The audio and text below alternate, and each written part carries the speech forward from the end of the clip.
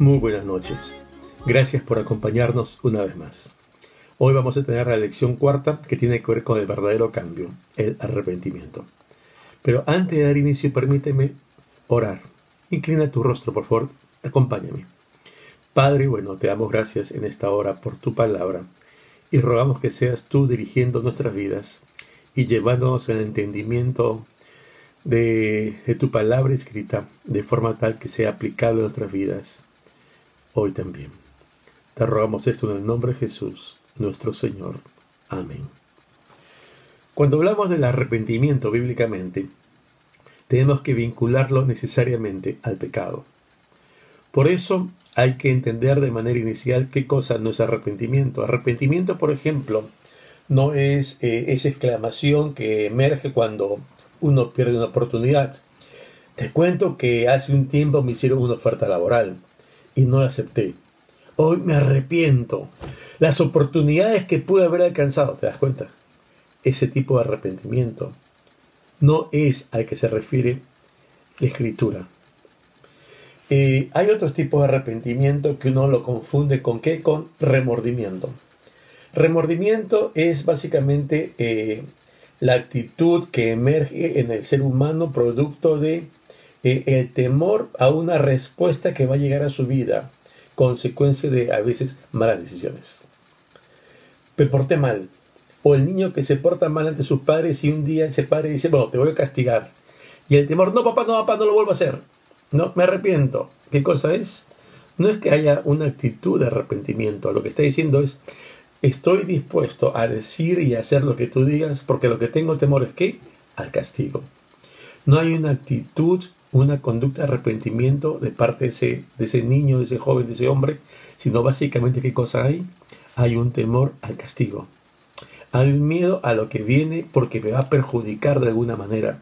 Y eso, entonces, no es arrepentimiento. Hace muchos años, y lo cita la Escritura, que un día Esaú perdió la bendición que le correspondía por primogenitura y se la dieron ¿a quién? A Jacob, su hermano. ¿Cómo se arrepintió de haber perdido esa bendición? ¿Pero es arrepentimiento? No, tampoco. ¿Qué es entonces arrepentimiento? ¿A qué nos referimos arrepentimiento? El arrepentimiento tiene que estar necesariamente vinculado a mi pecado personal, del cual ya hablamos antes. Y entonces frente a mi pecado, yo tengo que tener la actitud de dar cambio. Un giro de 180 grados, de forma tal que lo que yo hacía antes, hoy lo dejé de hacer y voy en sentido contrario. Hay un cambio de mentalidad en mi forma de ser, de forma tal, perdóname la redundancia, que yo comience a tomar decisiones desde hoy de manera distinta a las que tomaba hasta aquí, producto de que yo he entendido que mis decisiones hasta ahora han sido equivocadas, porque han sido motivadas por, básicamente, la satisfacción exclusivamente personal, egoísta, independientemente que con ellas yo pudiera ocasionar daño a terceros. ¿Sabes? Es volverse la espalda justamente a ese estilo de vida de pecado que yo puedo haber estado desarrollando normalmente. Caminar en esa dirección contraria, vamos a encontrar un ejemplo bíblico clásico en la historia del hijo pródigo. ¿Tú te acuerdas? Abre tu Biblia, por favor, Evangelio de Lucas, capítulo 15, y allí vamos a encontrar ello. Acompáñame, por favor. Lucas 15, verso 11 en adelante, dice: un hombre tenía 2 hijos, y el menor de ellos le dijo a su padre: Padre, dame la parte de los bienes que me corresponde. Y le repartió los bienes. No muchos días después, juntándolo todo, el hijo menor se fue lejos a una provincia apartada y allí desperdició sus bienes viviendo perdidamente. Y cuando todo lo hubo malgastado, vino una gran hambre en aquella provincia y comenzó a faltarle. Y fue y se arrimó a uno de los ciudadanos de aquella tierra, el cual le envió a su hacienda para que apacentase cerdos. Y deseaba llenar su vientre de las algarrobas que comían los cerdos, pero nadie le daba. Y volviendo en sí dijo: ¿cuántos jornaleros en casa de mi padre tienen abundancia de pan, y yo aquí perezco de hambre. Me levantaré e iré a mi padre y le diré: Padre, he pecado contra el cielo y contra ti. Ya no soy digno de ser llamado tu hijo, hazme como a uno de tus jornaleros. Y levantándose vino su padre, y cuando aún estaba de lejos, lo vio su padre, y fue movido a misericordia. Y corrió, y se echó sobre su cuello, y lo besó. Y el hijo le dijo: Padre, he pecado contra el cielo y contra ti, y ya no soy digno de ser llamado tu hijo. Pero el padre dijo a sus siervos: Sacad el mejor vestido, y vestidle, y poned un anillo en su mano, y calzado en sus pies, y traed el becerro gordo, y matadlo, y comamos y hagamos fiesta. Porque mi hijo, muerto era, y ha revivido, se había perdido, y es hallado. Y comenzaron a regocijarse. Cuando hablamos de arrepentimiento, hay que entender que en primer lugar debe existir ¿qué cosa? Un reconocimiento del pecado en el cual uno ha incurrido. Dice este pasaje que en un momento dado él vuelve en sí, dice la Escritura expresamente, y se da cuenta de su accionar, de esa condición, digamos, calamitosa al cual llega en un momento de su vida. ¿Producto de qué? De sus propias decisiones, consecuencia de sus propias acciones, que emerge de aquello que estuvo en la voluntad, en su corazón, y que se dejó llevar por las mismas, apasionado solamente por la búsqueda de satisfacción y el disfrute y el placer. Hoy, entonces, llega un momento, este hijo pródigo, que sencillamente se da cuenta. Se da cuenta que el haber llegado a un punto, obedece, no como consecuencia de que se gastó todo, sino como consecuencia de las decisiones que él tomó en la vida. Es él el culpable, no la circunstancia. Es él el responsable, no terceros.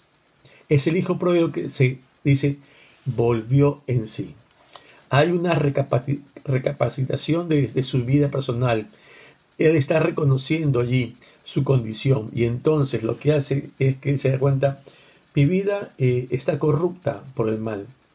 He ofendido a mi padre, he ofendido a mi familia, he ofendido a Dios. Porque es el Espíritu Santo quien justamente le va a revelar esa condición. Dice la palabra que nos revela el pecado, la justicia y el juicio.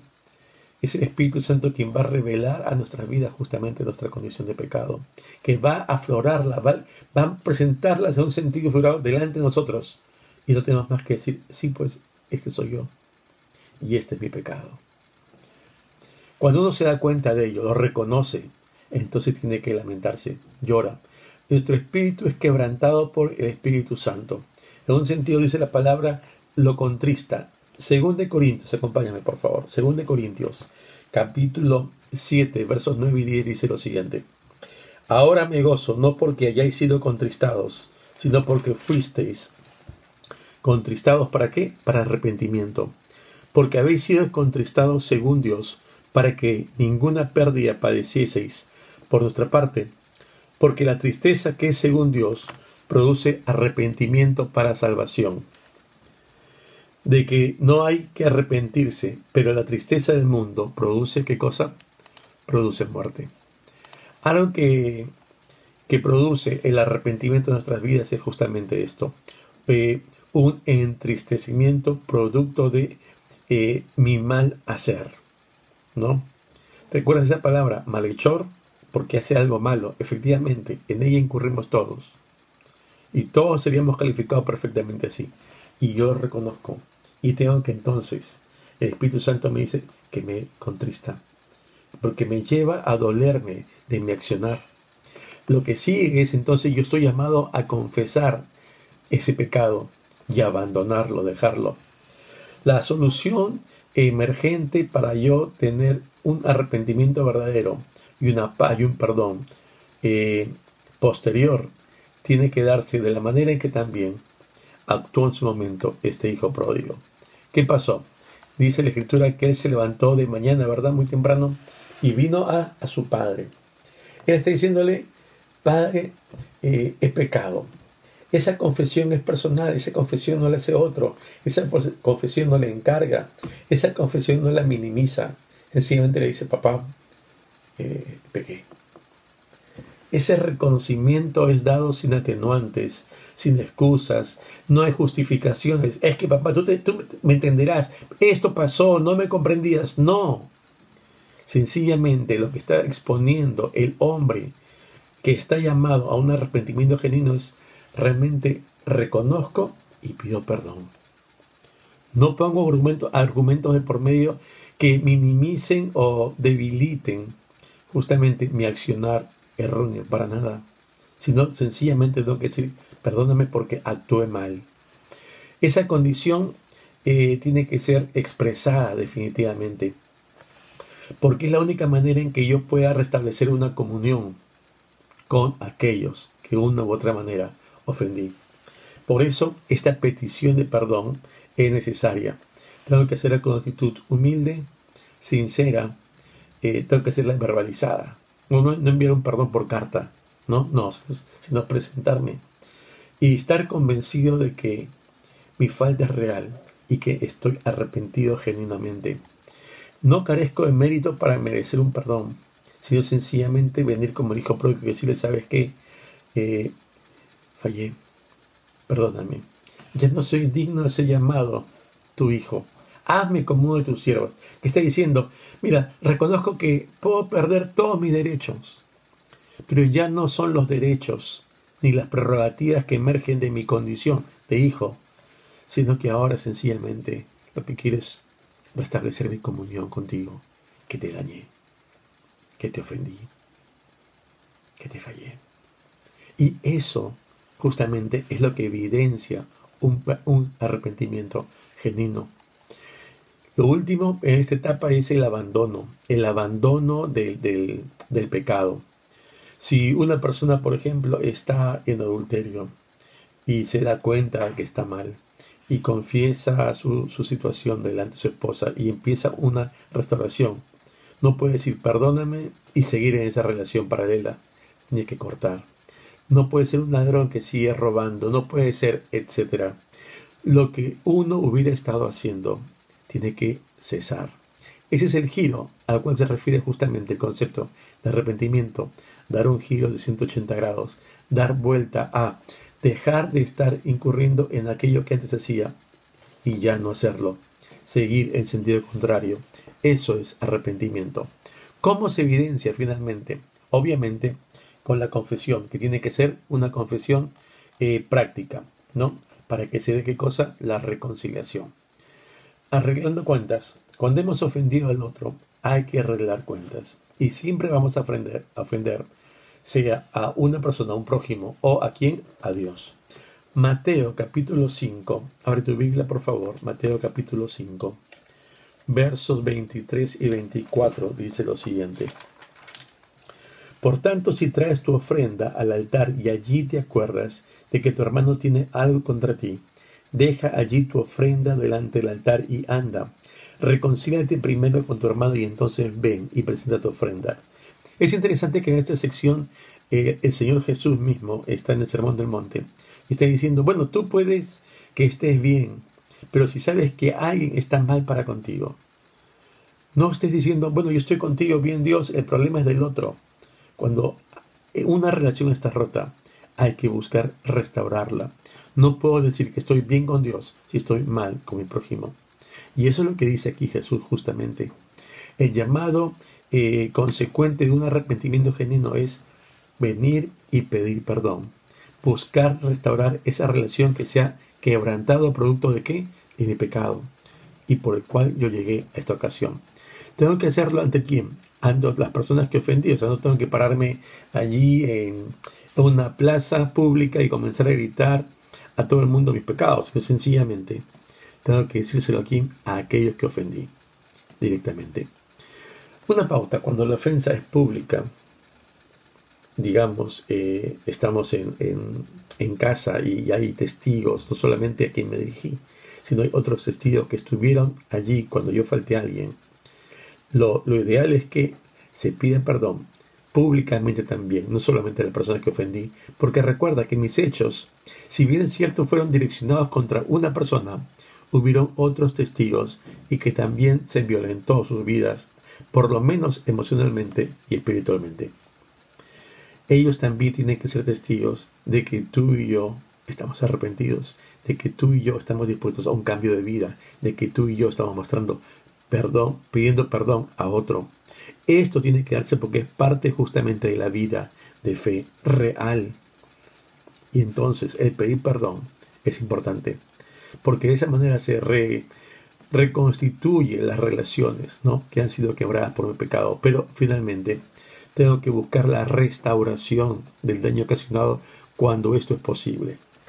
Por ejemplo, si yo he pedido prestado dinero, ¿no?, y dije, bueno, en un mes te devuelvo, que me paguen, y nunca te pagué, y tú me llamas y yo me hago el tercio, no quiero saber nada hasta que yo, bueno, efectivamente, pues ahí estoy en falta, a mí me prestaron, hicieron el favor y no devuelvo.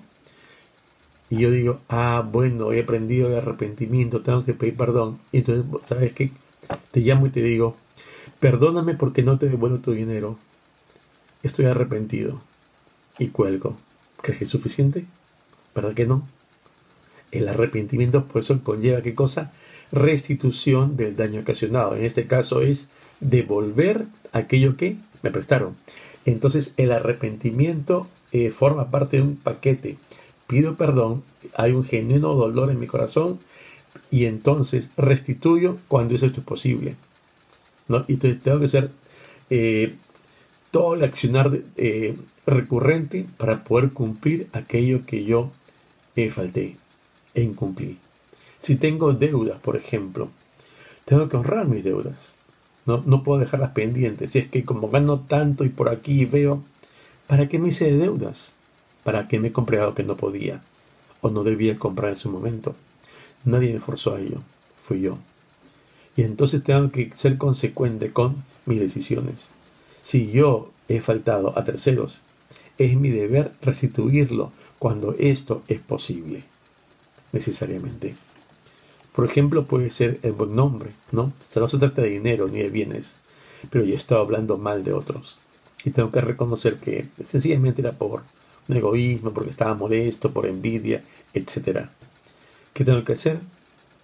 Es hablar bien. Porque hay que decir, yo estaba mintiendo, estaba pecando, estaba fallando sencillamente porque mi actitud era esa de venganza. Pero en verdad, yo estaba violentando el buen nombre de esa persona, cuando nunca debía hacerlo, porque no era verdad. Era yo en mi corazón, dolido, amargado, frustrado, molesto, lo que fuere. Pero hablé mal de otro. ¿Te das cuenta? Eso hay que restituir.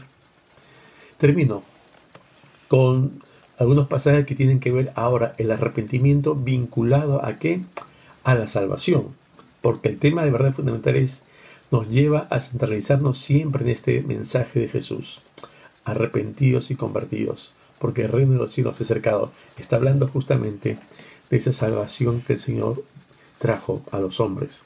Mateo capítulo 3, verso 11, dice lo siguiente. Está hablando Juan el Bautista. Yo a la verdad os bautizo en agua para arrepentimiento, pero el que viene tras mí, cuyo calzado yo no soy digno de llevar, es más poderoso que yo. Él os bautizará en Espíritu Santo y fuego. Juan predicaba un bautismo para que la gente se arrepienta, pero para que crea en aquel que había de venir tras de él, Jesús. Y reconocía en Jesús a alguien que era poderoso, incluso para realizar una labor que él mismo no podía, y una labor que era mayor a la de él. Bautizar, dice, en Espíritu Santo y fuego. Jesús nos muestra realmente su propósito para con nosotros. Sin arrepentimiento no hay perdón.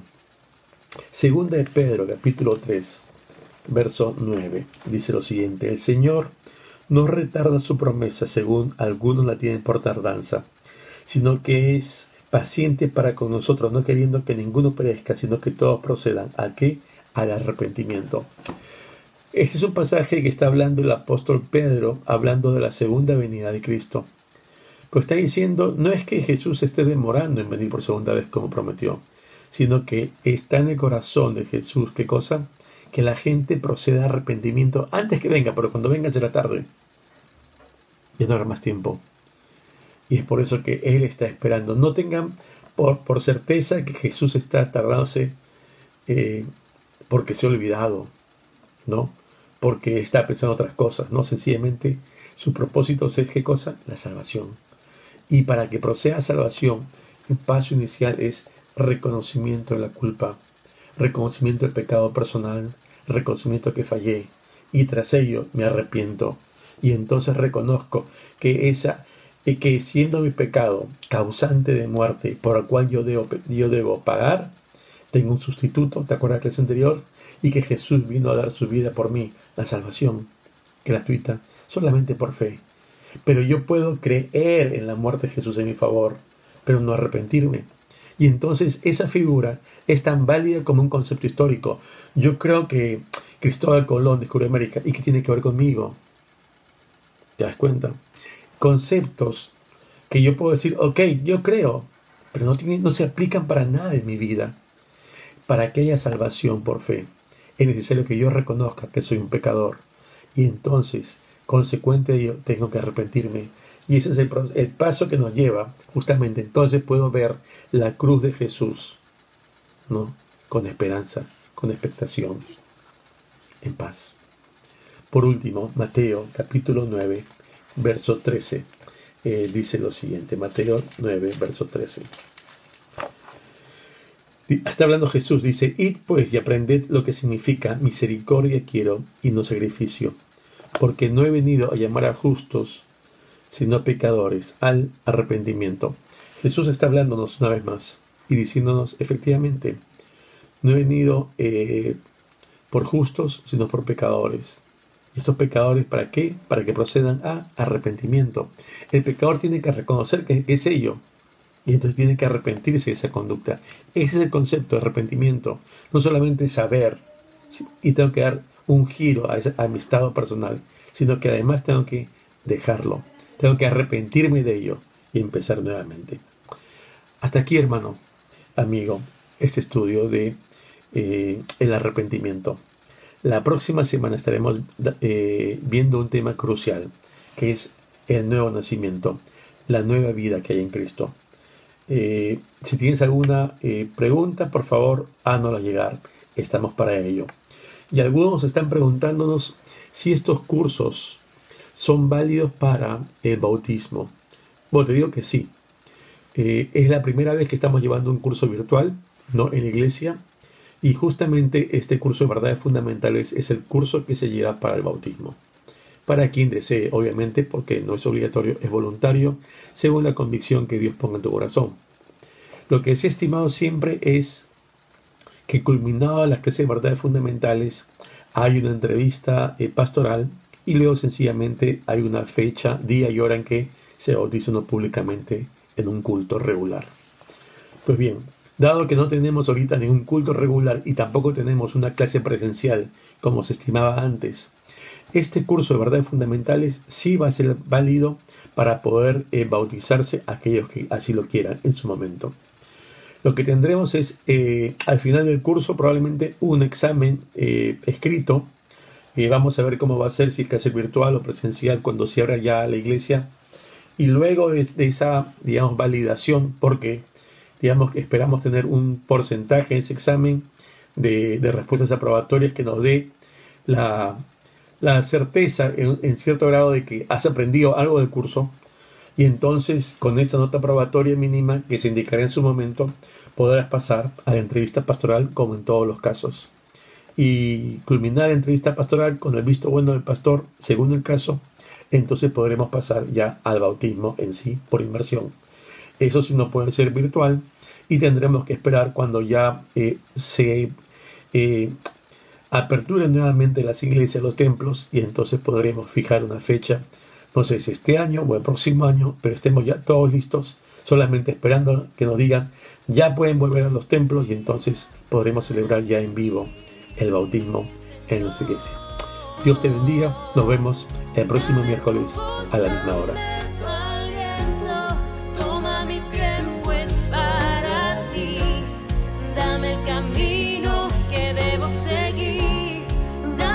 Sueños, tus anhelos, tus pensamientos.